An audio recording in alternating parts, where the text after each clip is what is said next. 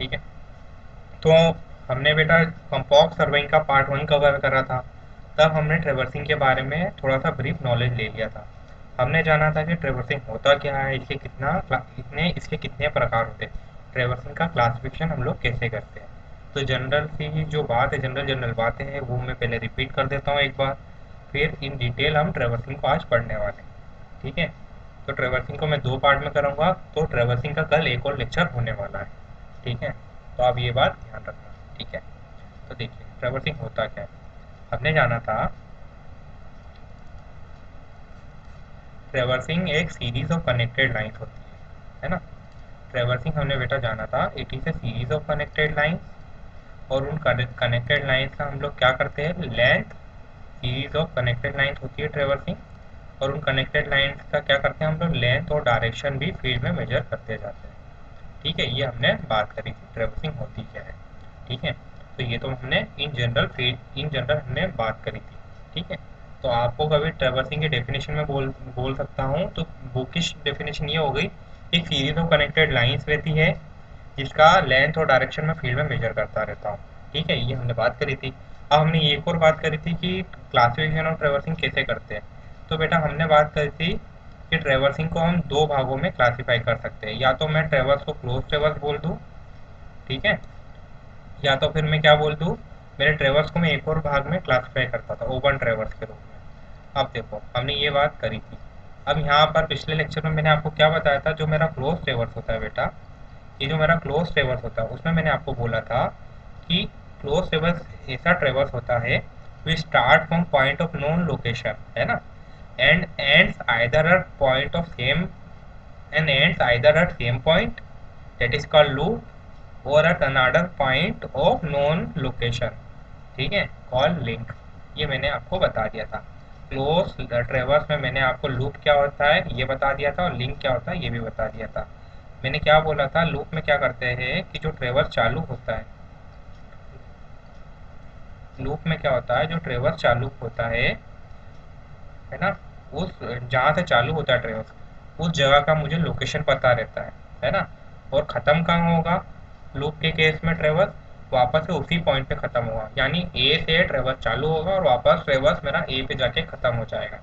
ठीक है, यानी मुझे स्टार्टिंग और एंडिंग पॉइंट दोनों का लोकेशन पता है। हालांकि इस लूप के केस में तो स्टार्टिंग और एंडिंग पॉइंट दोनों सेम ही होता है।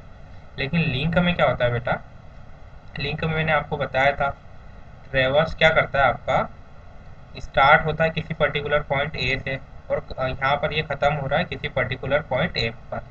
ठीक है।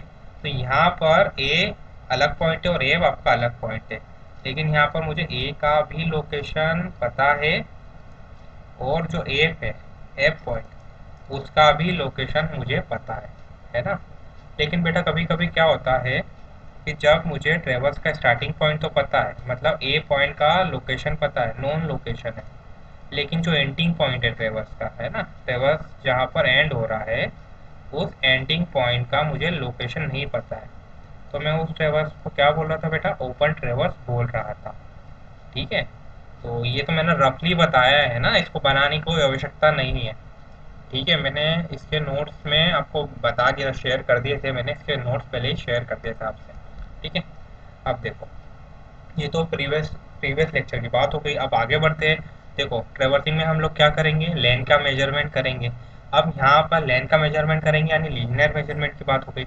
अब बेटा आपके पास लीनियर मेजरमेंट फील्ड पे आप कैसे कर सकते हैं, या तो आप चेन या टेप के द्वारा कर सकते हैं, या फिर आप टेकोमेट्रिक मेथड के द्वारा लीनियर मेजरमेंट करोगे। अब ये टेकोमेट्रिक मेथड में क्या होता है कि ऑप्टिकल मीन्स के द्वारा मैं मेजरमेंट करूँगा, लीनियर मेजरमेंट करूँगा। ये टेकोमेट्री एक अलग चैप्टर है, इसके बारे में हम लोग पढ़ने वाले हैं। ठीक है। और हमने ईडीएम के बारे में भी नॉलेज ले लिया था, इलेक्ट्रॉनिक डिस्टेंस मेजरमेंट इंस्ट्रूमेंट होते हैं। क्लासिफिकेशन के बारे में भी देख लिया था, ईडीएम को आप कैसे क्लासीफाई करेंगे बेस्ड ऑन कैरियर वेव के द्वारा आप इसको क्लासीफाई करेंगे, वो भी हमने डिटेल में बात कर ली थी। अब देखो यहाँ पर कुछ पॉइंट्स है मैं आपके साथ डिस्कस करने वाला हूँ मैं आपको सम पॉइंट्स, है ना। तो देखो क्या मैं बोलना चाह रहा हूँ बेटा, कि जब आप लीनियर मेजरमेंट करेंगे फील्ड पे, तो आपको क्या करना पड़ेगा, लीनियर मेजरमेंट के लिए फील्ड पे कुछ लीनियर मेजरमेंट के लिए कुछ इक्विपमेंट आपको चूज करने पड़ेंगे। ठीक है। तो यहाँ मैं ये बोलना चाह रहा हूँ कि डिग्री ऑफ एक्यूरेसी होगी उन लीनियर मेजरमेंट इक्विपमेंट की, उसकी degree of accuracy same order की होनी चाहिए has that of angular measurement instrument. ये पॉइंट आप लोग ध्यान रखना बेटा। ठीक है, ये एक जनरल जनरल बातें थी, मैं कुछ बताना चाह रहा हूँ, है ना।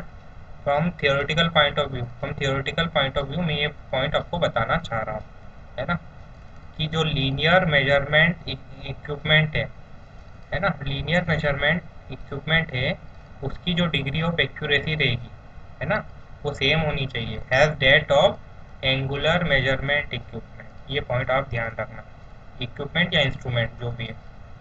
ठीक है, अब देखो, तो यहाँ पर अगर मैं आपसे बोलना चाहूँ तो मैं इसको दूसरे शब्दों में बेटा ऐसा भी बोल सकता हूँ कि आप जैसे बहुत प्रिसाइज इक्विपमेंट का प्रयोग कर रहे हैं एंगल मेजरमेंट के लिए, ठीक है, तो हमको इक्वली प्रिसाइज इक्विपमेंट का प्रयोग करना चाहिए डिस्टेंस के मेजरमेंट के लिए। ठीक है, ये पॉइंट आप नोट करना। ठीक है, अब देखो, सपोज मैं आपको एक एग्जांपल के थ्रू बताना चाह रहा हूँ। मान लीजिए कि आपके पास एक कंपॉक्स है ना। अब इस कंपॉक्स का जो लीस्ट काउंट है बेटा, वो कितना है, मान लीजिए 30 मिनट है उस कंपॉक्स का लीस्ट काउंट। ठीक है, तो यहाँ पर जो मेरा लीनियर मेजरमेंट इक्विपमेंट है, क्या है मेरा लीनियर मेजरमेंट इक्विपमेंट है ना, वो इट मस्ट हैव, जो मेरा लीनियर मेजरमेंट इक्विपमेंट है, इस must have error of the order of, it must have error, it must have error of the order of कितना, 10 30 मिनट, है ना, और इसको मैं डेल एल बाई एस लिख सकता हूँ। ठीक है, तो ये पॉइंट आप लोग याद रखना। तो यहाँ से आप डेल एल बाई एल निकालोगे तो ये आ जाएगा 1/115 मिनट, इस प्रकार से कुछ वैल्यू आ जाएगी, है ना, वन वो है ना 1/115 आ जाएगा, इस प्रकार से कुछ आ जाएगा। तो ये कुछ जनरल जनरल पॉइंट है, मुझे लगा आपको बता देना चाहिए, इसलिए मैंने आपसे बात कर ली। ठीक है, अब देखो और कुछ जनरल जनरल बात कर लेते हैं हम लोग। अब देखो, अब बेटा आप फील्ड पे जाओगे, हमने लीनियर मेजरमेंट के बारे में कुछ ब्रीफ नॉलेज ले लिया, आप फील्ड पे जाके एंगुलर मेजरमेंट भी करोगे, एंगल का मेजरमेंट भी तो करोगे ना। तो बेटा there are different method that are use for measurements of angle in a theodolite traverse. अब मैं ये बोल रहा हूँ कि जो आप एंगल मेजरमेंट कर रहे हैं वो थियोडोलाइट के द्वारा कर रहे हैं। थियोडोलाइट भी एक इंस्ट्रूमेंट होता है जिसके द्वारा आप एंगल का मेजरमेंट करते हैं। तो देखो, बहुत सारे मेथड होते हैं जिसके द्वारा आप एंगल का मेजरमेंट करते हैं। तो हम लोग यहाँ पे आज मैं आपको बता देता हूँ, आगे बढ़ के हम लोग लगभग 5 मेथड के बारे में पढ़ने वाले हैं। तो थ्योरेटिकल पॉइंट ऑफ व्यू से क्या है, ये मुझे बताना चाहिए था आपको और मैं आपको ये बता रहा हूँ। ठीक है, तो बेटा सबसे पहले जो मैं मेथड आज डिस्कस करने वाला हूँ that is loose needle method और फ्री नीडल मेथड। ठीक है, तो बेटा इस मेथड में क्या होता है कि मैं क्या करता हूँ, मैं magnetic bearing of each line, मैं हर लाइन का मैग्नेटिक बियरिंग को क्या करूँगा, डिटरमाइन करूँगा, मेजर करूँगा, है ना। Magnetic bearing of each line is measured और डिटरमाइन एट एवरी स्टेशन, है ना। इस मेथड में मैं क्या करूँगा, लूज नीडल या फ्री नीडल मेथड में क्या करूँगा, मैं मैग्नेटिक बियरिंग निकालूंगा प्रत्येक लाइन का, हर एक लाइन का एट एवरी स्टेशन। जैसे आप यहाँ देखिए, ये फिगर है ना, यहाँ पर एक स्टेशन ए है, ये स्टेशन बी है, ये स्टेशन सी है, ये स्टेशन डी है। आप देख रहे हो यहाँ पर ये लाइन ए बी है, ये लाइन बी सी है, ये लाइन सी डी है और ये लाइन ए डी है।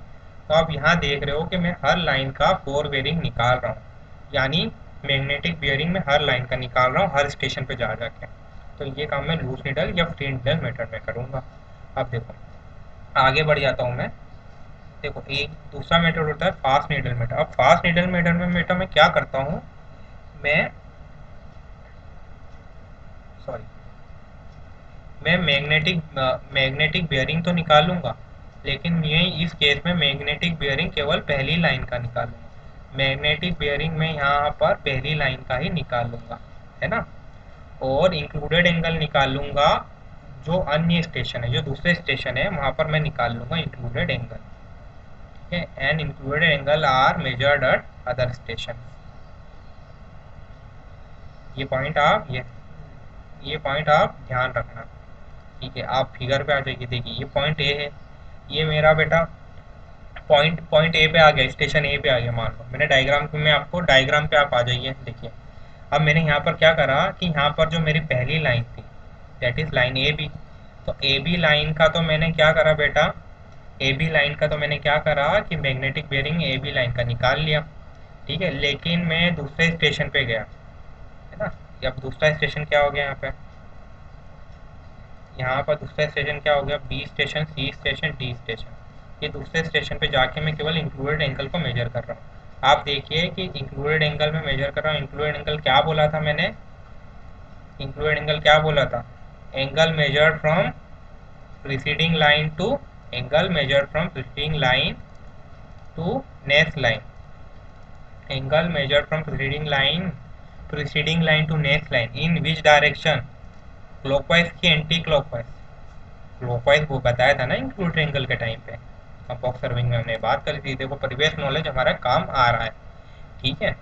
तो इंक्लूड एंगल में निकाल लो। चलो आगे बढ़ते हैं। अब देखो एक मैं इम्पोर्टेंट पॉइंट आपको बता दूं कि जो पास नीडल मेथड है, पास नीडल जो मेथड है, it give more accurate reading than, it is more accurate method than first method. First method क्या था हमारा, लूज नीडल मेथड था, ठीक है। चलो अब देखो इंक्लूडेड एंगल मेथड पे ही आ गए थे, तीसरा मेथड हो गया। अब देखो, अब इंक्लूडेड एंगल मेथड में क्या होता है बेटा, हम magnetic bearing of any line measure करते हैं। कोई सी भी एक लाइन होती है जिसका मैग्नेटिक बियरिंग हमको फाइंड आउट करना पड़ता है। जनरली हम लोग क्या करते हैं, जो हमारी फर्स्ट लाइन रहती है उसका मैग्नेटिक बियरिंग हम लोग मेजर कर लेते हैं। आप किसी भी लाइन का, इंक्लूडेड एंगल मेथड में आप किसी भी लाइन का मैग्नेटिक बियरिंग फाइंड आउट कर सकते हैं, लेकिन जनरली हम फर्स्ट लाइन का ही मैग्नेटिक बियरिंग फाइंड आउट करते हैं। और क्या करते हैं हम लोग इस मेथड में, इंक्लूड एंगल फाइंड करेंगे हर स्टेशन पे, है ना। इंक्लूड एंगल इस मेथड में क्या करेंगे, इंक्लूड एंगल तो मुझे मेजर करना ही पड़ेगा, लेकिन इंक्लूड एंगल मेथड में इंक्लूड एंगल मुझे हर स्टेशन, प्रत्येक स्टेशन पे मुझे इंक्लूड एंगल मेजर करना पड़ेगा। लेकिन देखो प्रीवियस मेथड में क्या था, प्रीवियस मेथड में आपने क्या करा था, इंक्लूड एंगल कहाँ मेजर करा था, अदर स्टेशन पे करा था। पहले स्टेशन को छोड़ दो, उसके बाद जो दूसरे भी स्टेशन है वहाँ पे आपने इंक्लूड एंगल निकाला था। लेकिन देखो इंक्लूड एंगल मेथड में आपने क्या करा, हर स्टेशन पे इंक्लूड एंगल निकाल लिया। देखो ये डायग्राम के थ्रू आप देख लो। चलो इसको स्टेशन ए बोल दिया मैंने, इसको स्टेशन बी, इसको स्टेशन सी, इसको स्टेशन डी बोल दिया, ठीक है। चलो अब डायरेक्ट एंगल मेथड पे आ जाते हैं हम बेटा। अब देखो एक और पॉइंट में बता दो आपको, इंक्लूड एंगल मेथड जो है, it give more better result as compared to loose needle method and fast needle method. This is another point that you should keep in your mind, ठीक है। तो बेटा आगे आ जाओ। थ्योरेटिकल बातें हैं इसलिए मैं ज़्यादा इसमें समय नहीं देना चाहता हूँ, ठीक है। अब देखो डायरेक्ट एंगल मेथड पे आ गया हूँ मैं बेटा। डायरेक्ट एंगल मेथड होता क्या है, अब डायरेक्ट एंगल मेथड जो होता है ना बेटा, it is somewhat similar to your included angle method. Included angle method के सिमिलर ही होता है ये मेथड भी, ठीक है। अब देखो लेकिन इसमें क्या करते हैं हम लोग, इसमें हम डायरेक्ट एंगल और एंगल्स टुवर्ड द राइट, और एंगल्स टुवर्ड द राइट को मेजर करते हैं। आप देख रहे हैं यहाँ पे डायग्राम के थ्रू, देखिए आप, है ना, similar to included angle method ही होता है आपका डायरेक्ट एंगल मेथड। लेकिन इसमें हम लोग क्या करते हैं, डायरेक्ट एंगल या एंगल टुवर्ड द राइट को मेजर करते जाते हैं। अब आप देखो इसको स्टेशन ए बोल दो, अब इस पॉइंट को स्टेशन बी बोल दो, इस पॉइंट को स्टेशन सी बोल दो, और इसको स्टेशन डी बोल दो, ठीक है। अब आप देखो आप इस तरफ जा रहे हैं, है ना, लेफ्ट से राइट जा रहे हैं, है ना।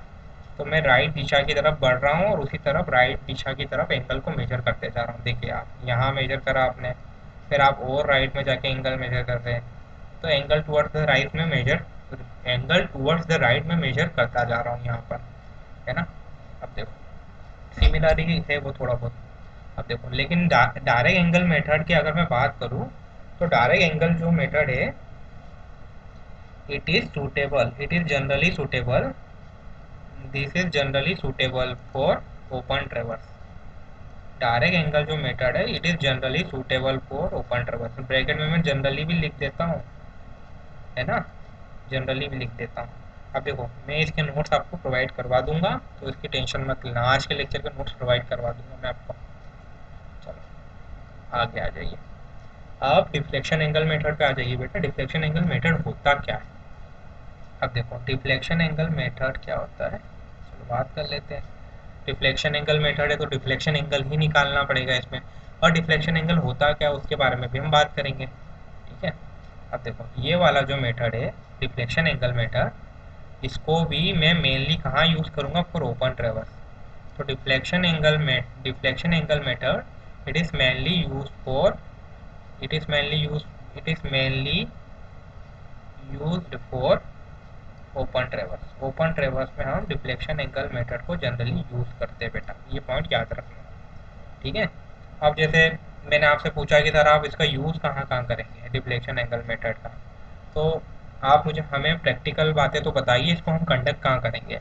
तो बेटा जब भी आपको सर्वे करना है रोड का या रेलवे कैनल्स एक्सेट्रा का, पाइपलाइन का, सीवर का, मतलब कि स्ट्रेट लाइन, मतलब ऐसा सर्वे जिसमें आपको स्ट्रेट स्ट्रेट डायरेक्शन की तरफ जाना पड़े, जहाँ पर आपको फीलिंग हो, एक स्ट्रेट लाइन की फीलिंग आए आपके मन में।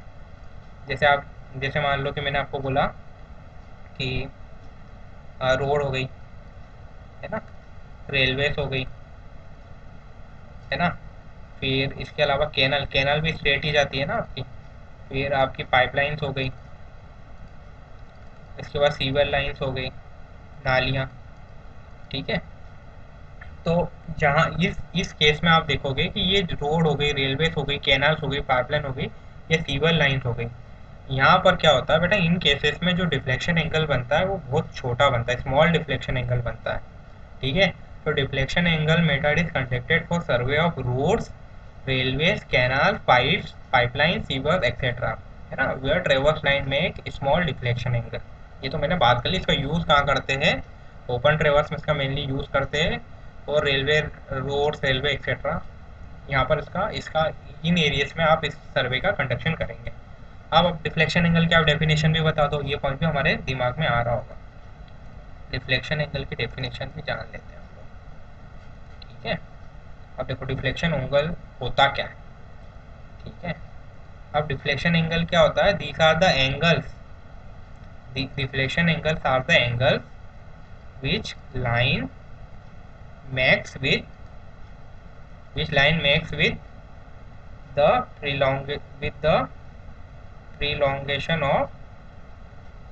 prolongation of preceding line। देखो इसका मतलब क्या होता है, मैं समझा देता हूँ अभी आपको। चलो डिफ्लेक्शन एंगल क्या होता है बेटा, deflection angle are the angles with the line makes with prolongation of the preceding line. अब देखो यहाँ पर पहले तो मैं क्या करता हूँ, ये लाइन लाइन को समझना है तो पहले तो मैं स्टेशन का नाम दे देता हूँ बेटा।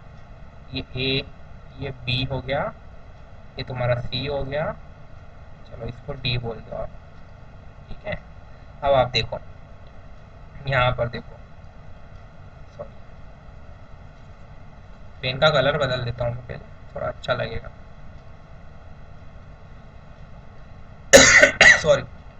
अब देखो यहाँ पर आप देखिए, आप स्टेशन ए पे थे और स्टेशन ए से आप बी की तरफ जा रहे थे, ठीक है। तो क्या करा आपने, एक सर्वे लाइन ड्रॉ कर दी, लाइन ए बी। किस प्रकार से ड्रॉ करी आपने, एक मिनट,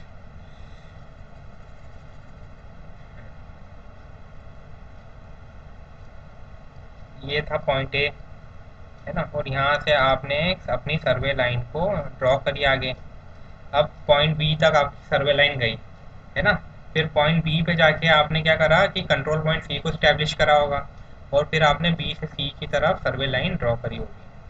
लेकिन आप देख रहे हो कि अगर आप ए बी लाइन को थोड़ा आगे बढ़ा देते, एक्सटेंड कर देते, तो क्या होता है, ये ए बी लाइन कुछ इस डायरेक्शन में जाती है आपकी ए बी लाइन, है ना। लेकिन क्या हुआ कि ए बी लाइन तो वहीं रुक गई क्योंकि बी पॉइंट वहीं ख़त्म हो गया। फिर सी कंट्रोल पॉइंट आपने स्टैब्लिश कर दिया था, तो आपने फिर बाद में बी सी, फिर बाद में आपने क्या करा, B C survey line draw कर दी थी, ठीक है। अब देखो ये जो इलांगेशन हो रहा है ए बी लाइन का, इसके बीच में और ये जो BC लाइन है इसके बीच में जो एंगल बन रहा है बेटा, इसी को मैं बोल लूँगा मेरा डिफ्लेक्शन एंगल। इसी को मैं बोल लूँगा डिफ्लेक्शन एंगल। AB लाइन का इलोंगेशन कर दो और जो अगली लाइन है BC लाइन, है ना, इनके बीच में जो एंगल है इसी को मैं डिफ्लेक्शन एंगल बोल रहा हूँ। अब देखो यहाँ पर ये डिफ्लेक्शन एंगल को मैं बोलूँगा राइट, क्योंकि मैं क्या कर रहा हूँ, क्लॉकवाइज घूम रहा हूँ, राइट वर्ड डायरेक्शन में घूम रहा हूँ, ठीक है। लेकिन मान लो कि अगर आपसे मैं आगे के डेल्टा 2 के बारे में आ जाता हूँ, है ना, डेल्टा 2 डिफ्लेक्शन एंगल के बारे में आ जाता हूँ। अब मान लो कि आपने सी कंट्रोल पॉइंट स्टेब्लिश कर दिया। अब इसके आगे आपको और कंट्रोल पॉइंट स्टेब्लिश करना था, चलो आपने बाद में जाके डी कंट्रोल पॉइंट स्टेब्लिश करा कहीं पे, ठीक है। अब यहाँ पर आपको CD लाइन मिल गई होगी। आपने जब डी कंट्रोल पॉइंट स्टेब्लिश करा उसके बाद आपने CD लाइन मेजर करी होगी फील्ड पे जाके। अब आप क्या कर रहे हो, आपको मैंने बोला कि जो BC लाइन है उसको आप थोड़ा क्या कर दो, इलोंगेट कर दो, है ना, प्रीलोंग कर दो, इलोंगेट कर दो थोड़े से, उसको BC लाइन को थोड़ा सा बढ़ा दो। तो आपने क्या करा बेटा, BC लाइन को थोड़ा सा बढ़ा दिया। अब ये जो BC लाइन है और CD लाइन, इनके बीच में जो एंगल बन रहा है, इस एंगल को मैं वापस से डिफ्लेक्शन एंगल बोल दूंगा। अब देखो ये डिफ्लेक्शन एंगल का डायरेक्शन कैसा है ना, इस प्रकार से लेफ्ट लेफ्ट। तो इसको यहाँ डेल्टा टू को मैं डिफ्लेक्शन एंगल बोल दूंगा वापस से, ठीक है। लेफ्ट की तरफ घूम रहा हूँ तो ब्रैकेट में मैंने लेफ्ट लिख दिया। तो काफ़ी सारी बेसिक बेसिक चीज़ों के बारे में हमने जान लिया है, ठीक है। अब हम लोग वापस से आगे बढ़ते हैं। चलो चलो अब एंगल ऑफ मिस क्लोजर क्या होता है उसके बारे में थोड़ी बहुत चीज़ें हम लोग जान लें। एंगल मिस क्लोजर क्या होता है, देखो एंगल मिस क्लोजर क्या होता है कि आप लोग फील्ड पे जाते हैं, आप लोग फील्ड पे गए, तो आपने क्या करा कि actual sum of measured angle measure करा, है ना, आपने actual sum of measured angle को मेजर करा, actual sum of measured angle आपने जान लिया, ठीक है, फील्ड पे जाने के बाद। लेकिन थ्योरेटिकल सम जो रहेगा वो तो कुछ अलग हो सकता है, कुछ अलग हो। इसके फार्मूले के बारे में भी हमने डिस्कशन करा था, क्या होता है इसका फार्मूला।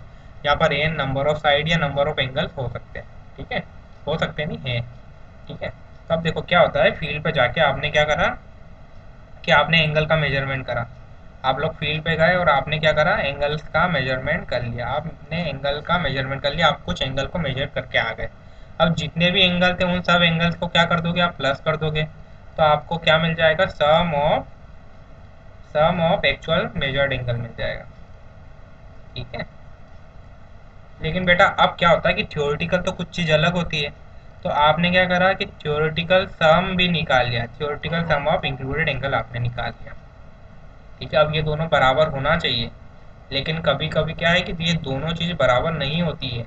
तो इन दोनों चीज़ों को, जो actual sum of measured angle हो गए और थ्योरेटिकल सम हो गया इंक्लूडेड एंगल का, इनके बीच में जो अंतर हो गया, डिफरेंस हो गया, इसी को मैं एंगल मिसक्लोजर बोल दूंगा, ठीक है। ये पॉइंट याद रखना। अब देखो, अब एंगल मिस क्लोजर बेटा होना ही नहीं चाहिए, एंगल मिस क्लोजर होना ही नहीं चाहिए, मैं तो ये बोल रहा हूँ। लेकिन बेटा कभी कभी क्या होता है, यहाँ मैं लिख देता हूँ, इफ ये लार्ज हो, एंगल मिस क्लोजर क्या हो गया, अगर एंगल मिस क्लोजर बेटा अगर आपका लार्ज हो जाता है, तब उस कंडीशन में क्या होगा, अगर एंगल मिस क्लोजर क्या हो गया बेटा, लार्ज हो गया, तो आपको क्या करना पड़ेगा, जो भी एरर है उसको आपको लोकेट करना पड़ेगा, एरर्स को आपको लोकेट करना पड़ेगा और क्या करना पड़ेगा, करेक्ट करना पड़ेगा। देखो एंगल मिस क्लोजर होना ही नहीं चाहिए, अगर एंगल मिस क्लोजर हो गया और ये बहुत लार्ज वैल्यू कभी इसकी आ गई है, तो एरर्स को आपको लोकेट करना पड़ेगा और आप फील्ड छोड़ने से पहले आपको करेक्ट भी करना पड़ेगा, है ना। और मान लो कि उसके बाद भी आप मान लो कि एंगल मिस क्लोजर को करेक्ट नहीं कर पाए, लोकेट नहीं कर पाए फील्ड छोड़ने से पहले, तो हो सकता है आपको क्या करना पड़े कि जो आपका होल फील्ड वर्क है, उस होल फील्ड वर्क को आपको रिपीट भी करना पड़ सकता है, ये बात ध्यान रखना। अगर एंगल मिस क्लोजर को आप करेक्ट नहीं कर पा रहे हो तो जितना भी फील्ड वर्क है आपको वापस से रिपीट करने की नौबत वापस से आ सकती है, ये पॉइंट याद रखना। अब देखो एंगल मिस क्लोजर जो रहता है ना, चलो आगे बताता हूँ, अगले पेज पे बता देता हूँ, यहीं पे बताना पड़ेगा, अगला टॉपिक चालू हो रहा है। अब देखो क्या होता है बेटा, जो एंगल मिस क्लोजर रहता है ना, देखो परमिसिबल एंगल मिस क्लोजर की बात कर लेता हूँ, परमिसिबल एंगल मिस क्लोजर की मैं बात कर रहा हूँ। लिखने की कोई आवश्यकता नहीं है, पीडीएफ आपको मिल जाएगी इस लेक्चर की। ठीक है, देखो, परमिसिबल एंगल मीन्स क्लोजर क्या होता है बेटा, ये कुछ पर्टिकुलर पॉइंट पे निर्भर करता है। एंगल मीन्स क्लोजर की एक परमिसिबल वैल्यू रहती है, ये किस पे निर्भर करती है, पर्पस पे निर्भर करती है, आप ट्रेवर्स किस पर्पस से कर रहे हो, है ना, और आपको एक्यूरेसी कितनी रिक्वायर्ड है, आपको आपको एक्यूरेसी कितनी रिक्वायर्ड है, कितनी एक्यूरेसी आपको चाहिए, उस पर भी निर्भर करेगी। यहाँ लिख देता हूँ, एक्यूरेसी एक्यूरेसी रिक्वायर्ड, है ना। और ये जो परमिसिबल एंगल मिस क्लोजर होता है, इसको अगर आप मुझे पूछोगे कि सर इसको मैथमेटिकली कैसे बोलोगे, मैथमेटिकली कैसे निकालेंगे, तो इसको मैं निकालूंगा angle misclosure E equal to K root N.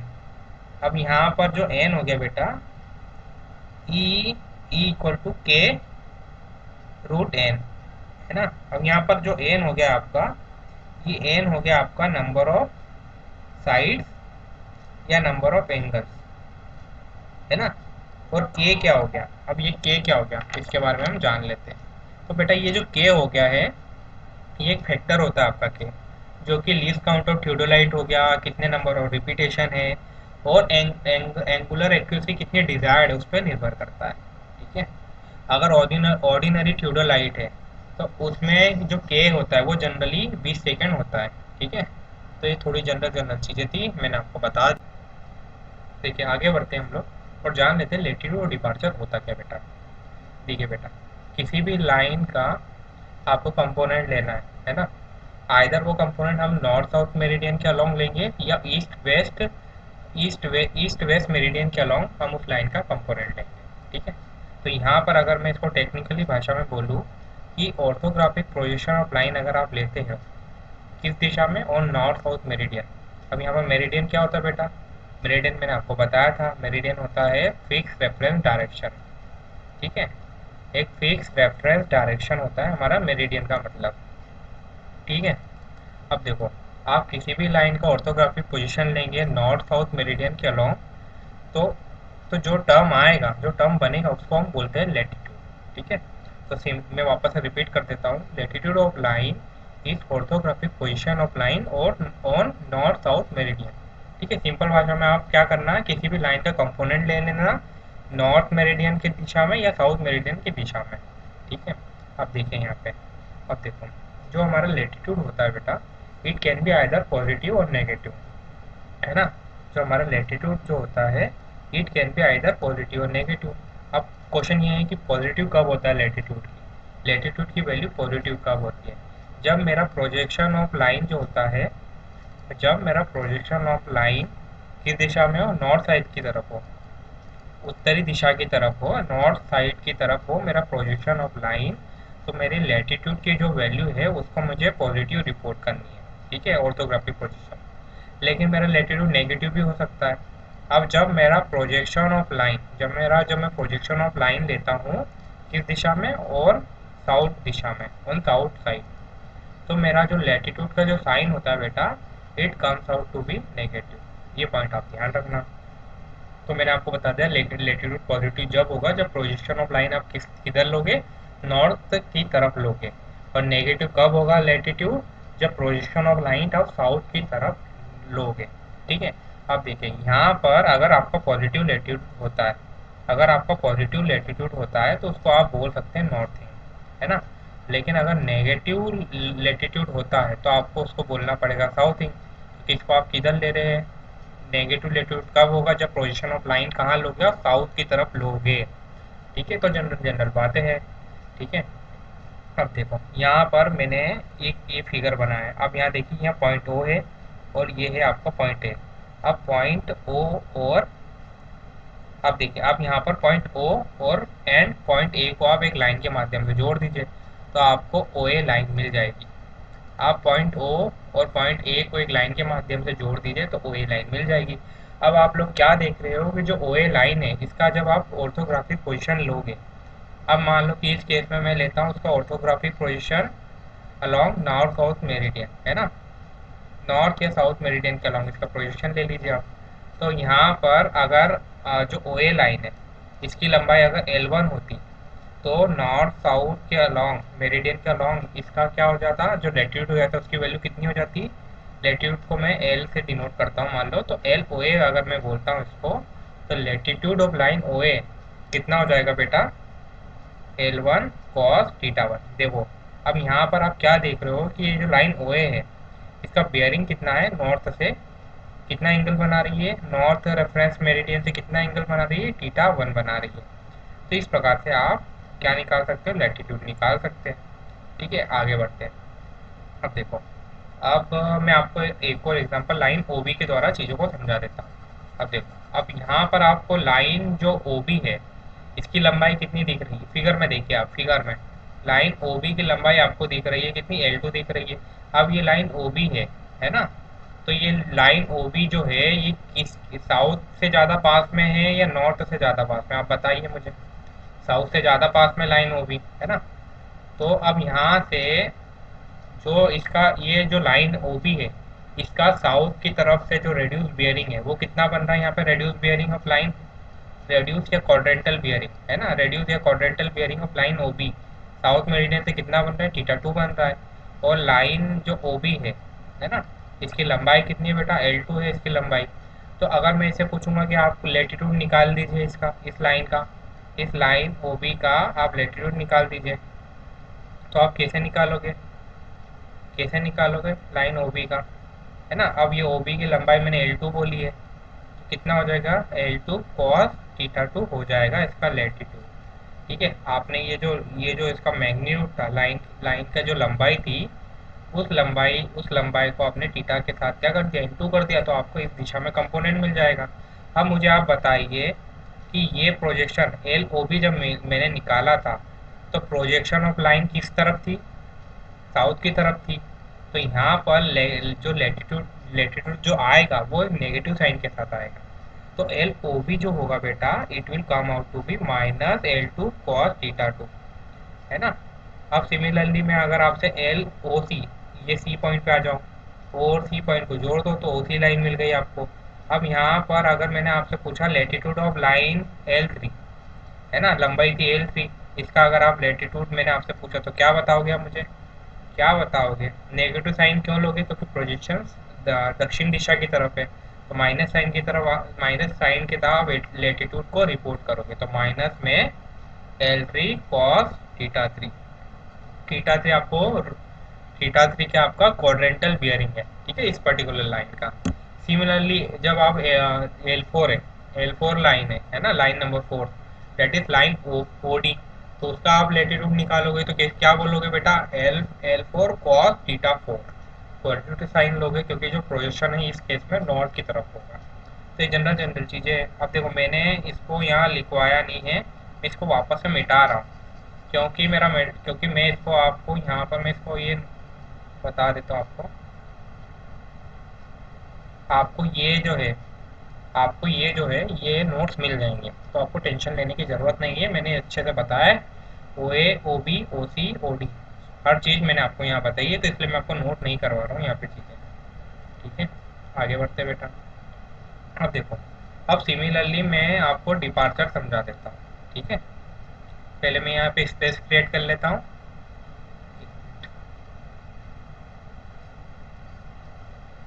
फिर मैं आपको डिपार्चर भी समझा देता हूँ डिपार्चर होता क्या है। अब देखो डिपार्चर क्या होता है बेटा, जो ऑर्थोग्राफिक प्रोजेक्शन अभी आपने कहाँ लिया था, लाइन का किस तरफ लिया था आपने, नॉर्थ साउथ मेरिडियन पे लिया था। ठीक है, तो ये जो हमारा रेफरेंस मेरिडियन हो गया, नॉर्थ साउथ मेरिडियन है ना, इसके 90 डिग्री पे जब आप ले लेते हो क्या, ऑर्थोग्राफिक पोजीशन, तो जो वैल्यू आएगी, है ना, जो वैल्यू आएगी उसको मैं क्या बोलूँगा, डिपार्चर ऑफ लाइन। आप देखें यहाँ पे, आप खुद ही देखें, आप खुद ही देखिए, यहाँ मैंने लिखा है कि जब आप किसी भी लाइन का ऑर्थोग्राफिक पोजीशन लेंगे, है ना, किस तरफ लोगे बेटा आप उसको, परपेंडिकुलर टू मेरिडियन। यहाँ पर परपेंडिकुलर टू मेरिडियन, मेरिडियन क्या था मेरा, नॉर्थ साउथ मेरिडियन, तो परपेंडिकुलर टू मेरिडियन क्या हो गया मेरा, ईस्ट वेस्ट एक्सिस हो गई, है ना। तो ईस्ट वेस्ट एक्सिस के अलॉन्ग जब आप लोगे प्रोजेक्शन ऑफ लाइन, तो उसको मैं बोल दूंगा मेरा डिपार्चर। अब बेटा डिपार्चर मेरा पॉजिटिव डिपार्चर भी हो सकता है, नेगेटिव डिपार्चर भी हो सकता है। अब देखो पॉजिटिव डिपार्चर कब होगा मेरा, पॉजिटिव डिपार्चर कब होगा, एक मिनट,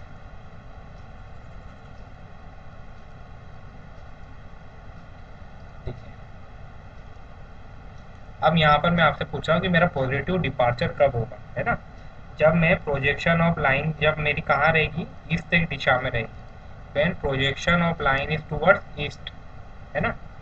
प्रोजेक्शन ऑफ लाइन जब मेरी ईस्ट साइड की तरफ होगी तो मेरा डिपार्चर जो होगा, प्रोजेक्शन किस तरफ रहेगा, ईस्ट की तरफ रहेगा, तो मेरा डिपार्चर पॉजिटिव डिपार्चर होगा। अब सिमिलरली अगर मैं आपसे पूछता हूँ कि नेगेटिव डिपार्चर कब होगा, तो आप मुझे बोलोगे कि सर जब प्रोजेक्शन ऑफ लाइन जो रहेगी वो किस तरफ रहेगी, व्हेन प्रोजेक्शन ऑफ लाइन किस तरफ रहेगी, अभी ईस्ट बोला है तो ईस्ट के अपोजिट में क्या होगा, वेस्ट होगा। व्हेन प्रोजेक्शन ऑफ लाइन किस तरफ रहेगी, वेस्ट की तरफ रहेगी, तो मेरा जो डिपार्चर होगा वो नेगेटिव डिपार्चर हो जाएगा। ठीक है, वापस से हम कहानी बता देते हैं। अब देखो यहाँ पर आपको क्या करना है, सिंपल से कंपोनेंट लेने हैं। अब देखो और आपको चीज़ें समझ में आ जाएगी। अब मैंने आपसे मान लो कि 4 लाइन थी, ओ ए, ओ बी, ओ सी और ओ डी, 4 लाइन थी आपके पास, है ना? इसकी लंबाई L1, इसकी L2, इसकी L3, इसकी L4, है ना? चारों की लंबाई भी मैंने आपको बता दी। अब मैंने आपसे पूछा डिपार्चर ऑफ ओ ए, मैंने आपसे पूछा है, तो इसका उसका आप कंपोनेंट ले लो तो आपके पास क्या आ जाएगा, है ना? ऑर्थोग्राफी पोजीशन ले लो तो L1 साइन थीटा आ जाएगा, departure of line L1 sine theta बनाएगा ना, हाँ ठीक है, L1 साइन थीटा बनाएगा, डिपार्चर ऑफ लाइन ओ ए। अब ये जो डिपार्चर है इसके साथ मैं क्या लगाऊंगा, पॉजिटिव साइन लगाऊंगा या नेगेटिव साइन लगाऊंगा, इसके साथ मैं प्लस साइन लगाऊंगा क्योंकि प्रोजेक्शन किस तरफ है, ईस्ट दिशा की तरफ है ना। अब देखो, अब सिमिलरली अगर मैं आपसे बोलूंगा departure of line O B निकाला तो उसको आप क्या बोलोगे, प्लस के साथ, क्योंकि ये projection of line O B किस तरफ है, ईस्ट की तरफ है ना? Into magnitude of line into उसका उस लाइन का क्या, क्वाड्रेंटल बियरिंग। ठीक है, इस तरीके से मैं डिपार्चर ऑफ लाइन ओ भी निकाल लूंगा, और डिपार्चर ऑफ लाइन ओ सी अगर तुम निकालना चाहो वो भी निकाल सकते हो। ठीक है, अब उसके बाद departure of line O D भी तुम लोग निकाल सकते हो। तो देखो चीज़ें काफ़ी आसान है ना? और देखो यहाँ पर मैंने आपको प्लस और माइनस साइन लेना बता दिया है, लेकिन बेटा कभी आपकी जो रीडिंग है अभी इस केस में जो अब ये जो एग्जांपल समझाया मैंने, यहाँ पर मैंने जो आपको थीटा बताया है, this thetas are what, this thetas are your quadrantal bearing, this thetas are in your quadrantal bearing system. लेकिन अगर आपका जो थीटा है होल सर्कल बियरिंग में होगा, और आपके थीटा होल सर्कल बियरिंग में होगा तो आपको पॉजिटिव और नेगेटिव साइन की आपको टेंशन नहीं करनी है ना? टेंशन नहीं करना। ठीक है, क्योंकि क्या होगा कि जो थीटा रहेगा, मान लो कि 120 डिग्री है, तो या 150 डिग्री है, या थीटा 225 डिग्री है, तो वो अपने आप अपना साइन ले लेगा। ठीक है, लेकिन आपको साइन कब देखना है, जब आपकी जो बेयरिंग है वो बेयरिंग आप वो क्वाड्रेंटल बेयरिंग सिस्टम में अगर आप बेयरिंग बता रहे हो तब आपको साइन के बारे में थोड़ा बहुत सोचना है। ठीक है, जब आपका होल सर्कल बियरिंग में हो आपका बियरिंग यानी थीटा, तब आपको साइन के बारे में ज़्यादा सोचना नहीं है। ठीक है, जनरल जनरल चीज़ें मैंने आपको बता दी है। अब देखो क्या होता है बेटा, आगे बढ़ जाते हैं हम लोग, है ना? अब देखो, अब मैं आपको कुछ आगे की कुछ बात बता देता हूँ। अब देखो, मैंने आपको क्लोज ट्रेवर्स बताया था, होता क्या, क्लोज ट्रेवर्स क्या होता है कि ऐसा ट्रेवर्स जो पॉइंट ऑफ नोन लोकेशन से चालू हो और वापस से पॉइंट ऑफ नोन लोकेशन पे ख़त्म हो, है ना? और क्लोज ट्रेवर्स यही बोला था ना मैंने, लेकिन इसमें लूप ट्रेवर्स क्या होता है, क्लोज ट्रेवर्स में जो पॉइंट जहाँ से स्टार्ट हो रहा ट्रेवर्स और वहीं पे ख़त्म हो रहा, ए से चालू हो रहा ट्रेवर्स और ए पे वापस से ख़त्म हो रहा, तो उसको मैंने क्या बोला था बेटा, लूप ट्रेवर्स बोला था। देखो यहाँ पे, है ना, ये लूप ट्रेवर्स है। अब देखो लिंक ट्रेवर्स में क्या हो रहा था, दोनों मुझे लोकेशन तो पता था, स्टार्टिंग का ट्रेवर्स का स्टार्टिंग वाला पॉइंट और ट्रेवर्स का एंडिंग वाला पॉइंट पता था, और दोनों का लोकेशन पता था मुझे। ठीक है, उनका लोकेशन क्या है, तो उसको मैं क्लोज लिंक ट्रेवर्स बोल रहा था। अब देखो कभी कभी क्या है कि चेक्स लगाने पड़ते हैं हमें क्लोज ट्रेवर्स में, है ना? तो उसमें कुछ हमको कंडीशन हमको ध्यान रखनी चाहिए, तो मैं कंडीशन बता रहा हूँ आपको। देखो होती क्या है condition, this condition are very useful for solving numerical. Numerical हम कुछ न्यूमेरिकल करेंगे कल की क्लास में, तो उसके लिए ही आपको चेक्स ध्यान रखना है। ठीक है, तो आइए बात करते हैं चेक्स होते क्या है। देखो 1 मिनट, देखो अगर आपके पास एक क्लोज लूप ट्रेवर्स है ना, तो वहाँ पर आपको दो कंडीशन हमें हमेशा ध्यान रखनी है। देखो अब अगर आपके पास क्लोज लूप ट्रेवर्स है ना, और उस क्लोज लूप में क्या होगा बेटा, बहुत सारी सर्वे लाइन होगी। अब देखिए इसी केस में देखिए आप इस ट्रेवर्स को देखिए आप, यहाँ पर कितनी सर्वे लाइन है, A B, B C, C D और डी ए, 4 सर्वे लाइन है। अब इन चारों सर्वे लाइन का जब आप क्या निकालोगे, लेटीट्यूड निकालोगे, है ना। तो कुछ लेटीट्यूड की वैल्यू पॉजिटिव आएगी, है ना, और कुछ लेटीट्यूड कैसा आएगा बेटा, नेगेटिव आएगी, कुछ लेटीट्यूड की वैल्यू नेगेटिव साइन के साथ आएगी। तो आपको ये देखना है कि अगर क्लोज ट्रेवर्स है तो नेट जितना भी जो नेट सम है लेटीट्यूड का, जितना भी नेट सम है लेटीट्यूड का, वो कितना होना चाहिए, 0 होना चाहिए। यानी L1 plus L2 plus L3 plus L4। अच्छा आप इसको ऐसा समझ लीजिए, नेट सम ऑफ लेटीट्यूड 0 होना चाहिए। इसको आप ऐसा समझ लीजिए, जो latitude of line A B है plus latitude of line B C plus latitude of line C D plus latitude of line D A, इन चारों का सम क्या होना चाहिए बेटा, 0 होना चाहिए। ये मैं बोलने की कोशिश कर रहा हूँ, ठीक है। यानी मैं बोल रहा हूँ कि जितना अर्थमेटिक सम है नॉर्थिंग का, उतना ही अर्थमेटिक सम किसका होना चाहिए बेटा, साउथिंग का। नॉर्थिंग और साउथिंग दोनों का अर्थमेटिक सम बराबर होना चाहिए, तो नेट लेटीट्यूड का सम क्या हो जाएगा, 0 हो जाएगा। ये पॉइंट मैं आपको बताना चाह रहा हूँ। सिमिलरली मेरे को डिपार्चर के लिए भी मैं ये पॉइंट को डिफाइन कर रहा हूँ।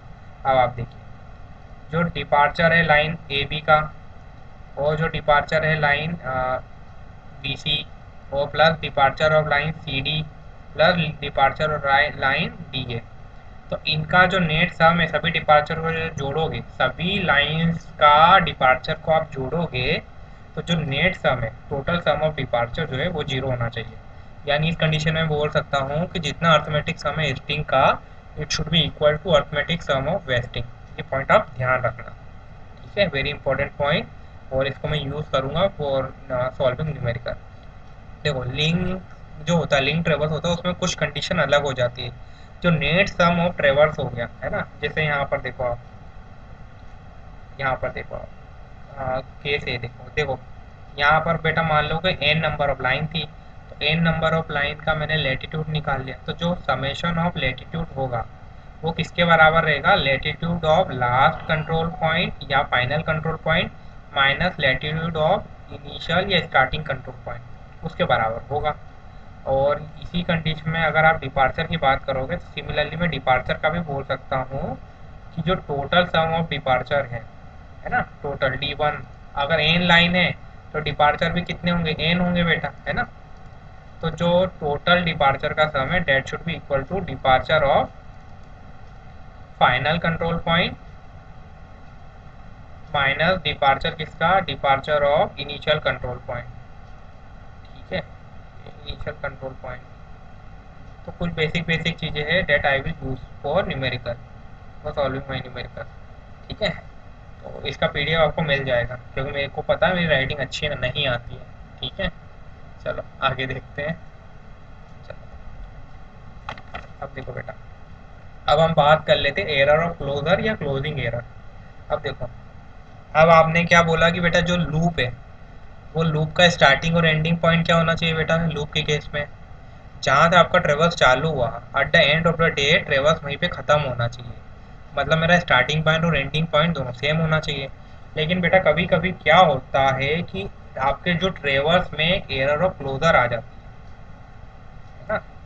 अब एरर ऑफ क्लोजर आ गई, तो एरर ऑफ क्लोजर में क्या होता है बेटा, कि जहाँ से स्टार्ट हुआ, मान लो ट्रेवर्स आपका ए पॉइंट से चालू हुआ जैसे इस केस में, लेकिन वो ए पॉइंट पे ख़त्म नहीं होगा, वो किसी अन्य पॉइंट पे आपका ट्रेवर्स ख़त्म हो जाएगा। जैसे इस केस में आप देखिए, ट्रेवर्स आपका ए से चालू हुआ था, फिर बी पे गया, फिर बी से ट्रेवर्स सी पे गया, फिर सी से ट्रेवर्स आपका डी कंट्रोल पॉइंट पे गया, फिर डी से आपका जो ट्रेवर्स है ए कंट्रोल पॉइंट पे जाना था, लेकिन आपका ट्रेवर्स कहाँ ख़त्म हो गया बेटा, ए डैश कंट्रोल पॉइंट पे ही ख़त्म हो गया, ठीक है। तो ऐसी कंडीशन में, ऐसी कंडीशन जो आती है इसको मैं बोलूँगा क्लोजिंग एरर वाली, इसको मैं बोलूँगा क्लोजिंग एरर या एरर ऑफ क्लोजर बोल दूँगा, ठीक है। तो मैं इसको डिफाइन कर लेता हूँ। मैं इसको ये बोलना चाह रहा हूँ कि closing error, the end point A dash of the close ट्रेवर्स will not coincide with the starting point ए, है ना। And point A dash will not coincide with the starting point ए, है ना। लूप ट्रेवर्स के बारे में, लूप ट्रेवर्स के टर्म में बात कर रहा हूँ मैं, ठीक है। तो अब देखो यहाँ पर आपको आप देख रहे हो कि कुछ एडेज डिस्टेंस होगी, कुछ एडेज डिस्टेंस होगी। वो एडेज डिस्टेंस क्या होगी बेटा? वो एडेज डिस्टेंस वो डिस्टेंस होगी by which our A D falls short to coincide with A. मतलब ये एडेज डिस्टेंस वो होगी जो डिस्टेंस है आपका एडेज शॉर्ट है, एडेज को शॉर्ट हो जाएगा to coincide with A, with to coincide with point A. अब ये ध्यान रखो, नोट कर लो उसको, ठीक है। ए डैश वो डिस्टेंस है। अगर ए डैश की वैल्यू, अगर ए डैश की वैल्यू अगर जीरो होती तो मैं आपसे अगर पूछता कि क्लोजिंग एरर कितनी होती, अगर ए डैश की वैल्यू, ए डैश डिस्टेंस जो है वो जीरो होती तो क्लोजिंग एरर होती, तो क्या क्लोजिंग एरर होती? तब तो क्लोजिंग एरर नहीं होती। ठीक है, ये एक इंपॉर्टेंट पॉइंट था, मैंने आपको बता दिया। अब देखो, अब क्लोजिंग एरर की हमने बात कर ली। अब देखो क्लोजिंग एरर का कुछ ना कुछ कंपोनेंट भी होता होगा, ठीक है। तो क्लोजिंग एरर का भी एक्स कंपोनेंट होता है और वाई कंपोनेंट भी होता है, ठीक है। तो हमने चेक्स में पढ़ा था कि अगर हमारा जो नेट नेट समय है लेटीट्यूड या डिपार्चर का, देखो मैं दिखा देता हूँ। हमने चेक्स में पढ़ा था कि जो नेट समय हमारा किसका, लेटीट्यूड और डिपार्चर का, वो जीरो होना चाहिए, है ना, क्लोज ट्रेवर्स में। लेकिन अगर क्लोजिंग एरर आ गई, अगर क्लोजिंग एरर आ गई तो जो नेट सम है ना, वो नेट सम है लेटीट्यूड और डिपार्चर का, it will not be zero. जो नेट सम है लेटीट्यूड और डिपार्चर का वो जीरो नहीं होगा, ये मैंने बोला आपको, ठीक है। अगर जीरो नहीं होगा तो कुछ ना कुछ एरर आएगी। तो अगर जीरो नहीं होगा तो क्या होगा, कुछ ना कुछ एरर आएगी। That error is what, our closing error, है ना। अब इस क्लोजिंग एरर के दो कंपोनेंट लिए हैं यहाँ पे, ई एक्स कंपोनेंट हो गया और वी वाई कंपोनेंट हो गया इस क्लोजिंग एरर का। और जो ई वाई कंपोनेंट हो गया क्लोजिंग एरर का, that will be equal to E X component जो हो गया क्लोजिंग एरर का, that is equal to summation of all the departure. और ई वाई जो कंपोनेंट हो गया है क्लोजिंग एरर का, that is equal to sum of all the latitude of all the lines in a traverse. ये हो गया, एक इंपॉर्टेंट पॉइंट था, मैंने आपको बता दिया, है ना। अगर ये जीरो हो जाए, E D summation D equal to zero, ये summation L equal to zero हो जाए, तो मैं बोलूँगा नो क्लोजिंग एरर, कोई क्लोजिंग एरर नहीं है। यानी ए डैश जो है वो जीरो है, ए डैश डिस्टेंस जीरो है। यानी ए पॉइंट और ए डैश पॉइंट क्या होंगे, दोनों पॉइंट क्या हो जाएंगे, कोइंसाइड हो जाएंगे, अगर कोई क्लोजिंग एरर नहीं होती तब, तब की बात थी। ये कुछ जनरल चीज़ें मैं आपको समझाते जा रहा हूँ, है ना। अब देखो, अब ये तो मैंने लूप के बारे में बात कर ली, लेकिन लिंक भी होगा। अब देखो लिंक कैसा होगा बेटा आपका,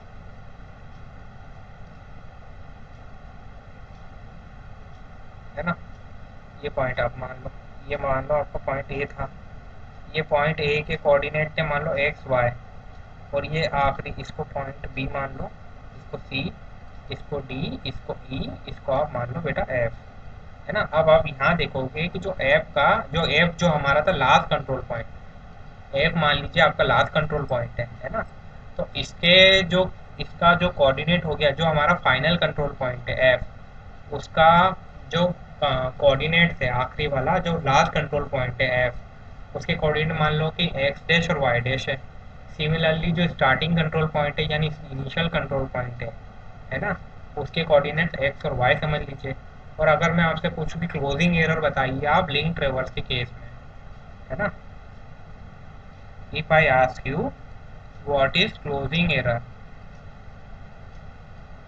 what is closing error in link traverse, तो बेटा क्लोजिंग एरर क्या हो जाएगी लिंक ट्रेवर्स में, या मुझे बताइए, है ना। तो क्लोजिंग एरर क्या हो जाएगी बेटा, जो कोऑर्डिनेट है फाइनल कंट्रोल पॉइंट का और जो इनिशियल कंट्रोल पॉइंट है ना, उसका बीच का जो डिफरेंस हो गया वो हमारा क्लोजिंग एरर हो जाएगा। अब एक्स एक्स कंपोनेंट भी होगा, इसका वाई कंपोनेंट भी होगा, है ना, इसका एक्स कंपोनेंट भी होगा, वाई कंपोनेंट भी होगा, दोनों चीज़ें इसकी होगी, ठीक है। तो अब यहाँ पर मैं आपको बता रहा हूँ कि अगर आपको क्लोजिंग एरर निकालनी की इधर ई एक्स में, एक्स डायरेक्शन में अगर आपको क्लोजिंग एरर निकालनी है तो वो क्या हो जाएगा, एक्स डायरेक्शन का क्लोजिंग कंपोनेंट जो फाइनल कंट्रोल पॉइंट का एक्स कंपोनेंट था, उसमें से आप जो इनिशियल कंट्रोल पॉइंट है उसका एक्स कंपोनेंट को घटा देना। सिमिलरली अगर मैं आपसे पूछूं कि क्लोजिंग एरर का वाई कंपोनेंट बताइए, तो क्या है कि जो फाइनल कंट्रोल पॉइंट का जो वाई कंपोनेंट है उसमें से इनिशियल कंट्रोल पॉइंट के वाई कंपोनेंट को आप घटा देना। इस तरीके से आपको क्लोजिंग एरर मिल जाएगी एक्स और वाई डायरेक्शन दोनों में। ठीक है, अब देखो कुछ चीज़ें हमने पढ़ी थी प्रीवियस नॉलेज से भी, हमने काफ़ी सारी चीज़ें पढ़ी थी। तो देखो उसी नॉलेज को मैं यूज़ करता हूँ। कभी आपसे मैंने पूछा कि बेटा टोटल क्लोजिंग एरर निकाल दो आप, ठीक है, टोटल क्लोजिंग एरर निकाल दो, तो देखो तो इस तरीके की चीज़ें पढ़ी थी ना मैंने। मान लो कि ये मान लो कि ये दूरी थी 2 मीटर, और ये दूरी थी बेटा 3 मीटर। और अगर मैं आपसे पूछता कि ये दूरी निकाल लो एक्स, तो मैं अच्छे से बताता हूँ।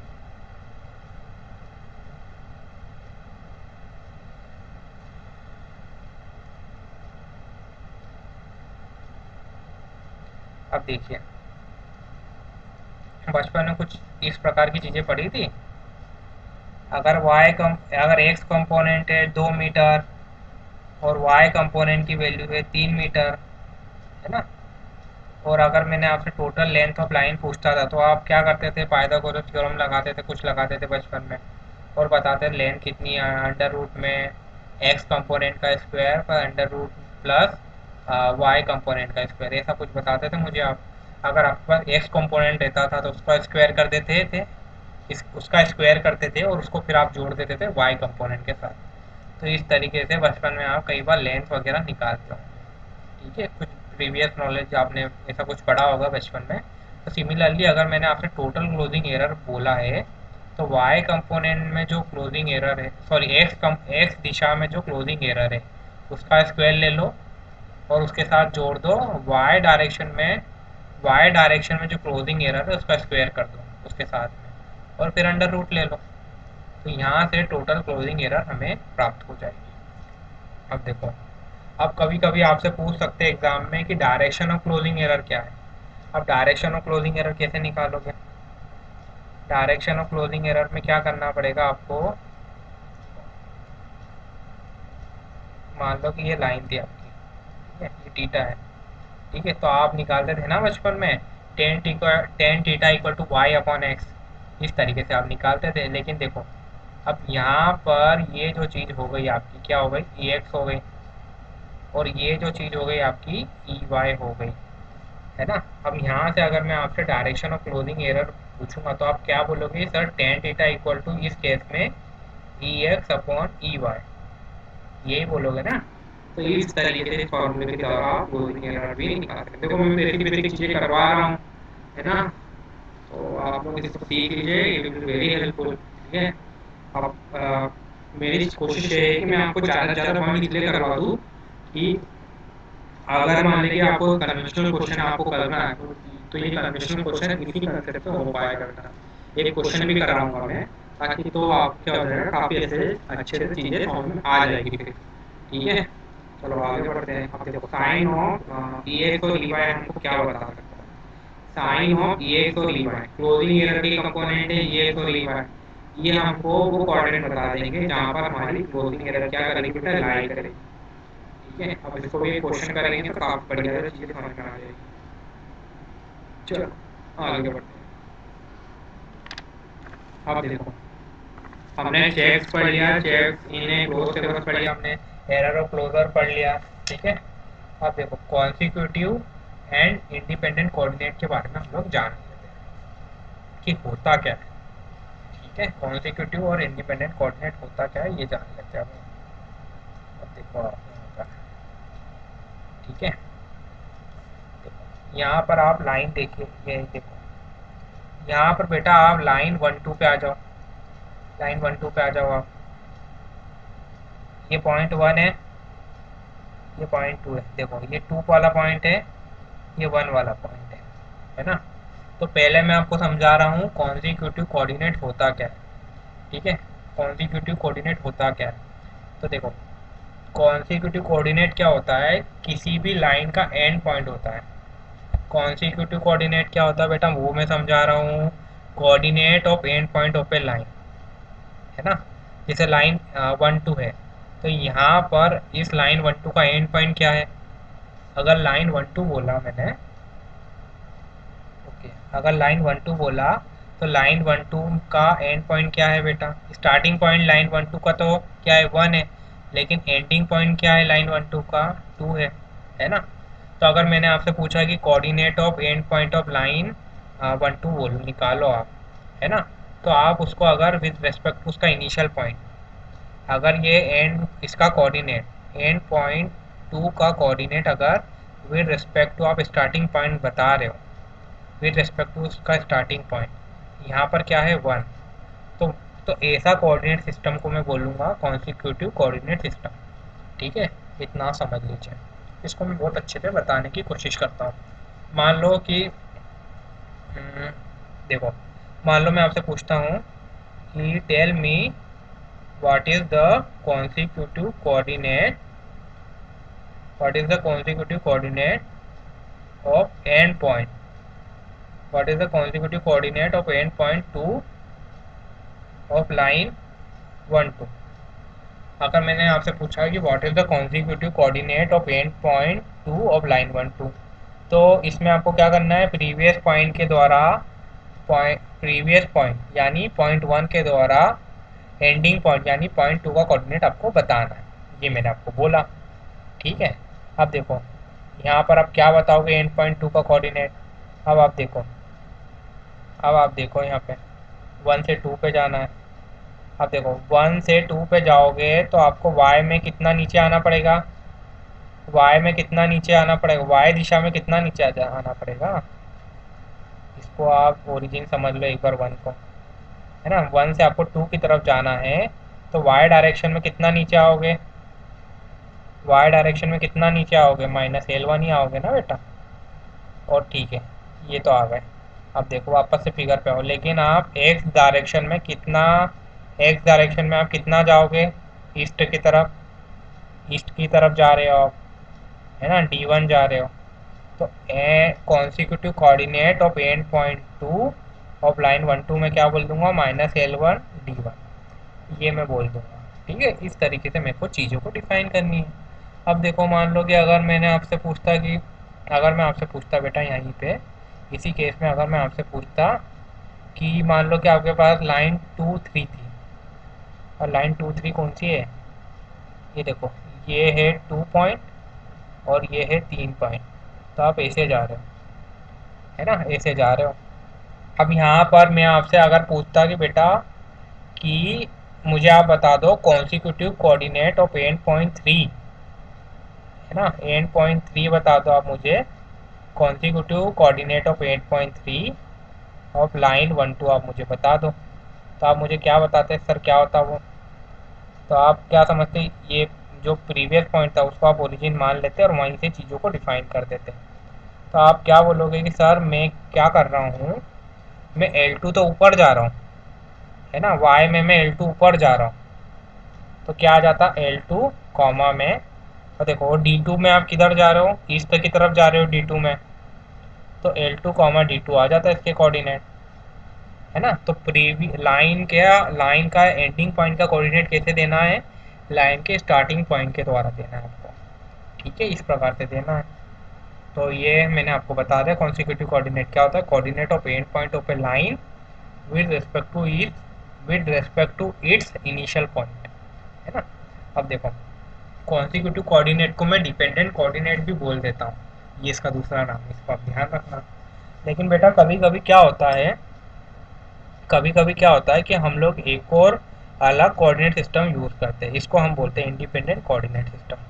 अब इसमें हम लोग क्या करते हैं, हम लोग एक कॉमन ओरिजिन ले लेते हैं, हम लोग एक कॉमन ओरिजिन ले लेते हैं, उस कॉमन ओरिजिन के द्वारा ही हम सभी पॉइंट्स का, कॉमन ओरिजिन के द्वारा ही सभी पॉइंट का हम क्या करेंगे, सभी पॉइंट के कोऑर्डिनेट बता देंगे। कॉमन ओरिजिन के द्वारा सभी पॉइंट के कोऑर्डिनेट बताओगे तुम, जैसे मान लो कि ये था 0 0, है ना यहाँ पे। अब मैंने आपसे पूछता कि 1 का बताओ कोऑर्डिनेट क्या है, तो पॉइंट 1 का कोऑर्डिनेट अगर मैंने आपसे पूछा तो क्या बोलोगे सर, y1 x1 है। देखो 1 तक y1 कंपोनेंट इधर मिल रहा था आपको, और इधर x1 कंपोनेंट मिल रहा था 1 तक। ठीक है, अब सिमिलरली अगर मैं आपसे पूछता बेटा पॉइंट 2 का कोऑर्डिनेट बता दो, तो तुम बोल दोगे सर y2 x2 आ जाएगा इसका। ठीक है, तो इस तरीके से तुम चीज़ों को बता दोगे। ठीक है, तो मैं वापस से डिफाइन कर रहा हूँ, independent coordinate of point, with respect to common origin, with respect to common origin, तो उसको मैं इंडिपेंडेंट कोऑर्डिनेट बोल दूंगा। ठीक है, तो ठीक है, मैंने आपको ये चीज़ भी बता दी। चलो अब आगे बढ़ते बेटा। अब देखो, अब यहाँ पर अगर मैं आपसे पूछता, एक नोट में आपको एक पॉइंट लिखा देता, अगर मैं आपसे पूछता कि total latitude of any point, अगर मैं आपसे पूछता कि किसी भी पॉइंट का लेटीट्यूड बता दो, तुम्हें क्या करना है? इंडिपेंडेंट, ये भी इंडिपेंडेंट ही समझा रहा हूँ मैं, और आगे कहीं बढ़ा नहीं हूँ, अभी मैं इंडिपेंडेंट कोऑर्डिनेट ही समझा रहा हूँ तुम्हें, ये मैं ऊपर लिख देता हूँ, है ना। देखो, अगर मैं आपसे पूछता है कि total latitude of any point निकाल लो आप, तो क्या करना है आपको? जहाँ से जहाँ से आपका ट्रेवल चालू हो रहा है ना, उधर चले जाइए आप। तो टोटल लेटीट्यूड और स्टार्टिंग पॉइंट का जो लेटीट्यूड था, कि जहाँ से आपका ट्रेवल चालू हो रहा था, उसका स्टार्टिंग पॉइंट का लेटीट्यूड आप निकाल लो, और उसके बाद आप लोग जाइए अपने ट्रेवर्स पे, और जब तक कि जो डिज़ायर्ड पॉइंट है ट्रेवर्स वो आ नहीं जाता, वहाँ तक आप सारे ट्रेवर्स की वैल्यू को जोड़ लीजिए। अब देखो, मैं यहाँ पे बता देता हूँ वापस से, इधर वापस से पीछे जाके बताता हूँ, यहाँ समझ में नहीं आएगा। देखो, पहले तो मैं बेटा ये मिटा देता हूँ, क्योंकि इसके नोट्स तो आपको मिल ही जाएंगे, नोट करने की ज़रूरत नहीं है इसको।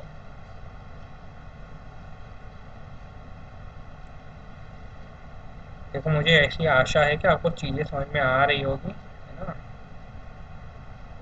कई बार हम लोग जैसे पढ़ाते हैं तो ऐसा हो जाता है कि हम लोग डायग्राम उतने अच्छे नहीं बना पाते हैं कई बार। पेन कॉपी या वाइट बोर्ड की बात अलग हो जाती है ना। चलो देखो, अब बेटा यहाँ पर इंडिपेंडेंट की बात ही कर रहा हूँ मैं ना। यहाँ पर अगर मैं आपसे पूछता कि जाओ बेटा मुझे x2 का x2 का लेटीट्यूड बताओ, है ना। x2 तो डिपार्चर है ना।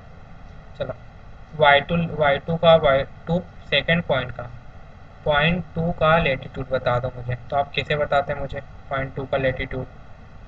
कैसे बताते? जहाँ से ट्रेवर्स चालू हो रहा है, कहाँ से चालू हो रहा है ट्रेवर्स? ट्रेवर्स कहाँ से चालू हो रहा है? वन से चालू हो रहा है, तो वन का जो लेटीट्यूड है उसको आप लिख देना। उसके बाद क्या करना है? उसके साथ जो उसके बाद वाली जो लाइन आ रही है उसका लेटीट्यूड आप जोड़ते जाना। जैसे मान लीजिए, ये वन का, यहाँ अगर आप देखोगे तो वन का जो, एक मिनट, वन का जो, जैसे आपको वन पॉइंट का मैंने आपसे पूछा, वन पॉइंट का जो लेटीट्यूड का स्टार्टिंग पॉइंट था, टोटल लेटीट्यूड और स्टार्टिंग पॉइंट, अगर आप पॉइंट वन पे खड़े हैं तो इसका स्टार्टिंग पॉइंट का लेटीट्यूड क्या था? वाई वन था, है ना। ये वाई वन को आप जोड़ दीजिए, प्लस आपको वन से किधर जाना है? टू की तरफ जाना है ना। और रास्ते में जो भी लेटीट्यूड आए वन से टू की तरफ, उसको आपको जोड़ना है। तो यहाँ पर आप वाई वन से टू की तरफ गए, तो लेटीट्यूड आ तो रहा है, लेकिन लेटीट्यूड माइनस साइन के साथ आ रहा है। तो Y one plus minus L one आप कर दोगे, तो आपको क्या मिल जाएगा? Total latitude of point two मिल जाएगा। ठीक है। अब सिमिलरली देखो, मैं तुमको पॉइंट थ्री का समझा देता हूँ, इसमें इतना समझ में नहीं आया होगा। ठीक है, अगर मैं आपसे पूछता हूँ टोटल लेटीट्यूड और पॉइंट थ्री, अगर आपका पॉइंट थ्री का मैं बात कर रहा हूँ, तो आपको शुरू में जो स्टार्टिंग पॉइंट है, स्टार्टिंग पॉइंट क्या है? स्टार्टिंग पॉइंट का लेटीट्यूड यहाँ लिखना है। तो स्टार्टिंग पॉइंट मेरा वन था, तो वन का लेटीट्यूड मान लो वाई वन है ना। प्लस इसके साथ अब आपको कहाँ तक जाना है? वन से थ्री तक जाना है। तो वन से थ्री तक जाना है तो पहले वन से टू तक जाना पड़ेगा, फिर टू से थ्री तक जाना पड़ेगा। तो वन से टू वाली लाइन का लेटीट्यूड आएगा कुछ, फिर टू से थ्री वाली लाइन का कुछ लेटीट्यूड आएगा, इनको आपको जोड़ते जाना है। ठीक है, ये पॉइंट मैं आपको बता रहा हूँ। ठीक है, अब वाई वन प्लस वन से टू को जाओगे तो कितना लेटीट्यूड आएगा उसको आप जोड़ दो। यहाँ कितना आएगा बेटा? Y one plus minus L one. देखो, अब यहाँ देखो, आप यहाँ पे जो आपका पॉइंट वन था वो टू के ऊपर है, तो आप वन से टू की तरफ जाओगे तो लेटीट्यूड का साइन कैसा आएगा? नेगेटिव आएगा, क्योंकि प्रोजेक्शन ऑफ लाइन किधर है? साउथ दिशा में। तो एल वन माइनस साइन के साथ यहाँ आएगा। अब आप लाइन टू से थ्री की तरफ जाओ, लाइन 2 से 3 की तरफ जाओ। अब देखो ये पॉइंट मान लो कि 2 था, और 3 आप देखोगे तो जो पॉइंट 3 है वो 2 के कंपेयर में थोड़ा ऊपर है। तो यहाँ पर जो L2 वैल्यू आएगी वो किस साइन के साथ आएगी बेटा? प्लस साइन के साथ आएगी, क्योंकि प्रोजेक्शन ऑफ लाइन किस तरफ आपको मिल जाएगा? ऑर्थोग्राफिक पोजीशन ऑफ ये लाइन किस तरफ मिलेगा? नॉर्थ की तरफ मिलेगा ना। तो इस तरीके से आप किसी भी पॉइंट का लैटिट्यूड निकाल सकते हैं। ठीक है। सिमिलरली अगर मैंने आपसे पूछा कि बेटा बताओ, यहाँ पे मुझे बताओ कि डिपार्चर ऑफ पॉइंट 3 निकालो, टोटल डिपार्चर ऑफ पॉइंट 3 अगर तुम निकालो, मैं अगर आपसे पूछ रहा हूँ तो क्या करोगे? स्टार्टिंग पॉइंट का डिपार्चर लिख दो। स्टार्टिंग पॉइंट का डिपार्चर मान लो x1 है, इसके साथ में इसके साथ में अब किसको जोड़ना है? 1 से अब 3 की तरफ जाते जाते जो भी लाइन आएगी उन सबका डिपार्चर को ऐड करना है। तो कितनी लाइन आ रही? लाइन 1 से 2 आ रही है और लाइन 2 से 3 आ रही है, इन दोनों का डिपार्चर जोड़ दो। अब लाइन 1 से 2 में डिपार्चर की वैल्यू क्या आएगी? d1 पॉजिटिव आएगी, क्योंकि ऑर्थोग्राफिक पोजीशन किस तरफ है? ईस्ट की तरफ है। पॉजिटिव साइन के साथ d1 आएगा। अब सिमिलरली d2 में बोलूँगा तो d2 भी पॉजिटिव साइन के साथ आएगा। तो टोटल डिपार्चर ऑफ पॉइंट 3 कितना हो गया बेटा? x1 plus d1 plus d2। ठीक है। तो इस तरीके की चीज़ों को आपको करना है। ठीक है। मुझे आशा आपको समझ में आ रही होगी चीज़ें, है ना। वही चीज़ यहाँ लिखी हुई है मैंने।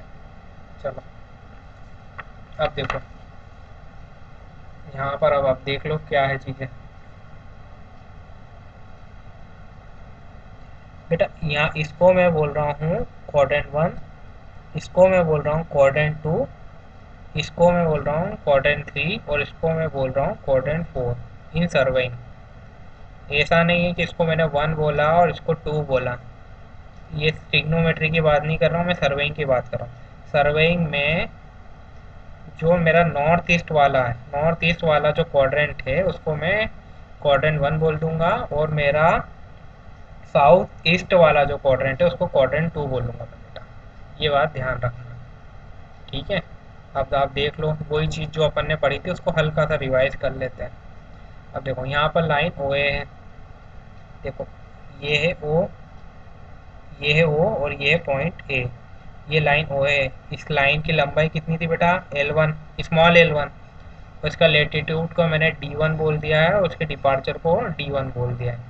ठीक है। इनका रेड्यूस बेयरिंग भी दिया होगा। ठीक है। और होल सर्कल बेयरिंग भी दिया हुआ था। अब देखो पहले क्वाड्रेंट में जो होल सर्कल बेयरिंग है 0 से 90 डिग्री के बीच में रहेगा, तो जो लेटीट्यूड आएगा बेटा वो प्लस के साथ आएगा, है ना। और जो डिपार्चर है वो भी प्लस साइन के साथ आएगा। ठीक है। यही जनरल जनरल चीज़ें हमने बात करी है। अब देखो सेकंड क्वाड्रेंट में आ जाओ तुम। अब सेकंड क्वाड्रेंट में तुम्हारा जो लेटीट्यूड है, मतलब इधर यहाँ पर जो लेटीट्यूड है बेटा वो नेगेटिव साइन के साथ आएगा, वही चीज़ें बताई है।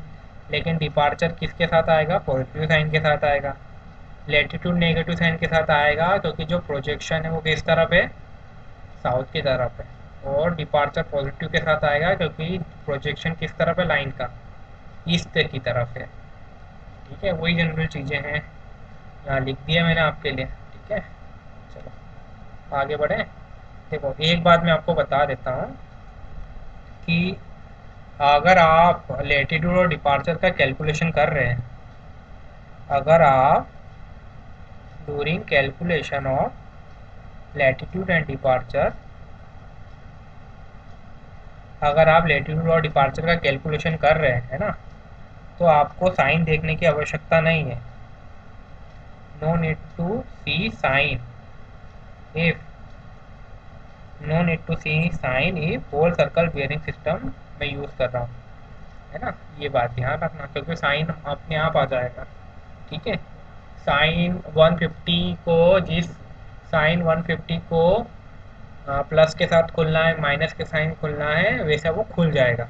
कॉस 125 को प्लस के साथ खुलना है या माइनस के साइन खुलना है, उस तरीके से वो अपने आप वो कॉस का कंपोनेंट वो साइन ले लेगा बेटा। इतना तो आपने पढ़ा है ना बचपन में। ठीक है। चलो अब थोड़ी सी और हल्की हल्की चीज़ हम लोग जान लेते हैं। ठीक है। फिर एक आध न्यूमेरिकल कर लेंगे, फिर क्लास ख़त्म करेंगे आज की। अब देखिए नोट मैंने आपको बता ही दिया ऊपर। अब देखो तो क्लोजिंग एरर जो होता है it is coordinate of compute point A with respect to starting point A. ठीक है, हमने बात कर ली थी। अब देखो बेटा, हमने एक और चीज़ बात करी थी, जो एरर होती है, एरर होती it is always minus, sorry, जो करेक्शन होता है it is always of minus correction. ये हमने पढ़ा था, लीनियर मेजरमेंट वाले चैप्टर में पढ़ा था, correction equal to minus of error, है ना। तो बेटा मैं ये बोलना चाह रहा हूँ कि मान लो कि अगर मैंने आपसे पूछा कि एक्स डायरेक्शन में जो करेक्शन है ना, वो किसके बराबर होगा, तो वो होगा minus error in x direction. अगर आपसे मैंने पूछा कि आपको क्लोजिंग एरर को हटाना है अगर, तो आपको करेक्शन लगाना, क्लोजिंग एरर को हटाओ कैसे, एरर कैसे हटाओ, करेक्शन लगा के ही हटाओगे ना। तो करेक्शन इन वाई डायरेक्शन लगाना है, तो वो closing error in Y direction का को आपको फाइंड आउट करना है माइनस साइन के साथ। ठीक है, तो जनरल जनरल चीज़ें थी, ये मैंने यहाँ लिख भी दी है। ठीक है, चलो अब देखो, अब मैं आपसे एक और चीज़ पूछता हूँ। अब देखो, अब देखो यहाँ पर अगर आपका करेक्शन है पॉजिटिव, तो एरर क्या है, नेगेटिव, है ना। एरर नेगेटिव है तो करेक्शन क्या है, पॉजिटिव, है ना। ये जनरल चीज़ें थी, सॉरी सॉरी, एरर नेगेटिव है, एक मिनट यहाँ ढंग से लिख देता हूँ, करेक्शन नेगेटिव है तो एरर क्या है, पॉजिटिव है। तो आपको क्या कुछ फीलिंग आ रही है कि जो मेरा एरर है और करेक्शन है वो हमेशा डायगनली अपोजिट क्वाड्रेंट में होगा। जैसे देखो, अगर मैंने बोला कि बेटा मेरा जो एरर है, अगर मेरा एरर फर्स्ट क्वाड्रेंट में है ना, और साइन के थ्रू समझो चीज़ों को, तो मेरा जो करेक्शन होगा उसके जो अपोजिट में जो क्वाड्रेंट है वहीं होगा, तो मेरा करेक्शन फिर थर्ड क्वाड्रेंट में होगा। ये पॉइंट मैंने बोला है, एंड वाइस वर्सा, है ना।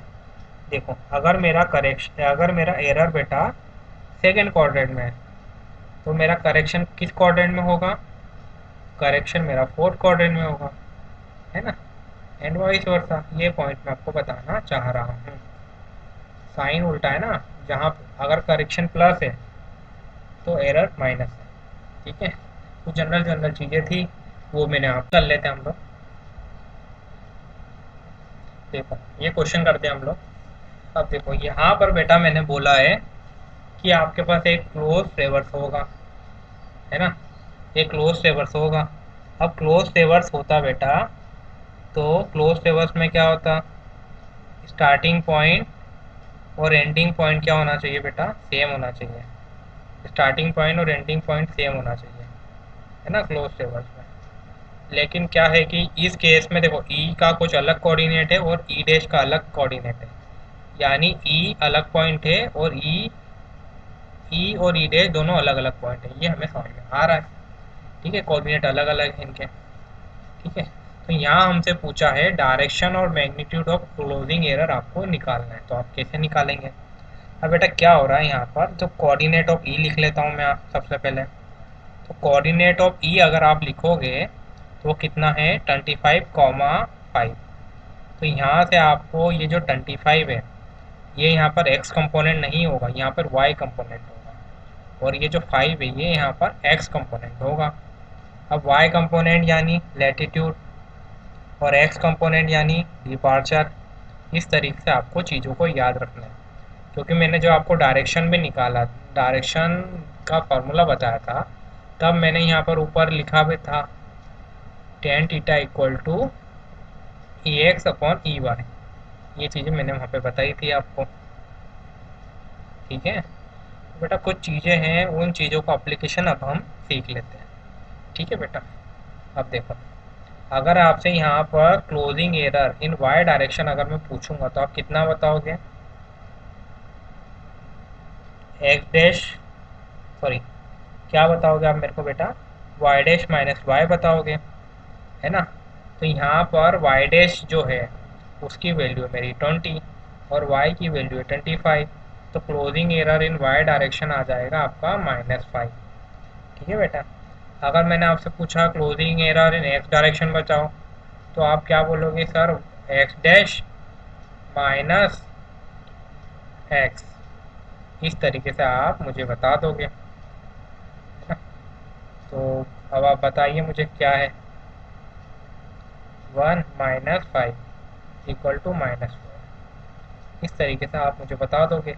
अब टोटल क्लोजिंग एरर अगर आप मुझे बता दें तो आप क्या बोलते हैं सर, ई एक्स का स्क्वायर प्लस ई वाई का स्क्वायर ले लीजिए और उसको फिर अंडर रूट ले लेना। तो मैंने कहा ठीक है। तो इसको जब मैं सॉल्व करूँगा तो क्या आ जाएगा बेटा मेरे पास, अंडर रूट में -5 का स्क्वायर प्लस -4 का स्क्वायर। ठीक है, तो कुछ वैल्यू आ जाएगी। ई की वैल्यू आएगी 6.403। ठीक है, तो ये मेरा मैग्नीट्यूड ऑफ क्लोजिंग एरर आ गया। ठीक है, अब देखो, अगर डायरेक्शन पूछा है तो डायरेक्शन में क्या करते थे, टेन टीटा के थ्रू निकालते थे हम लोग, है ना। यानी हमको डायरेक्शन के लिए टीटा निकालना पड़ेगा। अब टीटा क्या होता है बेटा, tan inverse E X upon E Y होता है। अब देखो यहाँ पर ई एक्स और ई वाई दोनों नेगेटिव साइन के साथ है, यानी आपकी क्लोजिंग एरर कहाँ है।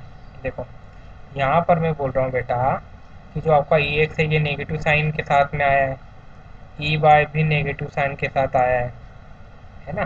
अब आप ये क्वाड्रेंट बना देख लो, तो क्लोजिंग एरर कहाँ होनी चाहिए, किस क्वाड्रेंट में होनी चाहिए। तो क्लोजिंग एरर यहाँ से तुम्हें पता चल जाएगा कि क्लोजिंग एरर यहाँ से थर्ड क्वाड्रेंट में है, ये तुम्हें पता चल रहा है। ठीक है, तो यहाँ से टीटा निकाल लो। अब ये जो टीटा आएगा, this theta will be what, your reduce या क्वाड्रेंटल बियरिंग। ठीक है, पहले निकाल तो लो हमारा क्वाड्रेंटल बियरिंग कितना आता है। तो यहाँ से तुम करोगे तो टेन इनवर्स, अब ये मॉडुलस के साथ अगर हम इसको लगाएंगे तो कितना आ जाएगा, 4/5। तो यहाँ से तुम्हारा टीटा आ जाएगा बेटा, टीटा आ जाएगा 38.65 डिग्री आ जाएगा। अब क्योंकि मेरा जो एरर है क्लोजिंग एरर कहाँ है बेटा, थर्ड क्वाड्रेंट में है। क्लोजिंग एरर थर्ड क्वाड्रेंट में है, तो अगर मुझे द होल सर्कल बियरिंग में बताना है चीज़ों को तो क्या बताऊंगा मैं, डायरेक्शन बताना पड़ता तो क्या बताता हूँ, होल सर्कल बेरिंग में 180 डिग्री प्लस 38.65 डिग्री को ऐड कर देता, तो कितना आ जाता, 218.65 डिग्री मेरा आंसर आ जाता। ठीक है, तो इस तरीके से हम चीज़ों को सॉल्व कर सकते हैं। आगे बढ़ते हैं। देखो, एक रिलेटिव एरर ऑफ क्लोजर या रिलेटिव एक्यूरेसी या डिग्री ऑफ एक्यूरेसी होता है। तीनों टर्म होती है, उनका मतलब एक ही होता है, तीनों नाम का मतलब एक ही होता है। रिलेटिव एरर ऑफ क्लोजर एक टर्म होता है, उसी को रिलेटिव एक्यूरेसी भी बोलते हैं और डिग्री ऑफ एक्यूरेसी भी उसी को बोलते हैं। अब ये क्या होता है, जो आपका एरर ऑफ क्लोजर रहता है अपॉन पेरीमीटर ऑफ ट्रेवर्स, ये होता है E/P होता है आपका एरर ऑफ क्लोजर। जो रिलेटिव एरर ऑफ क्लोजर होता है ये आपका relative error of closure upon में पेरीमीटर ऑफ ट्रेवर्स होता है। ठीक है, E/P का रेशो होता है। ठीक है, तो एक और पॉइंट था, कभी आपसे क्वेश्चन में पूछ ले कि रिलेटिव एरर ऑफ क्लोजर क्या होता है, तो अगर आपको फॉर्मूला पता है कि सर ये E/P होता है तो आप इसको निकाल सकते हैं। ठीक है, तो इस प्रकार से भी इसको लिख सकते हैं। तो यहाँ तक आज की क्लास में ख़त्म करता हूँ बेटा, है ना। अगली क्लास में हम लोग आगे बढ़ाएंगे ट्रेवर्सिंग के पार्ट 2 को हम लोग आगे बढ़ाएंगे। ठीक है, धन्यवाद।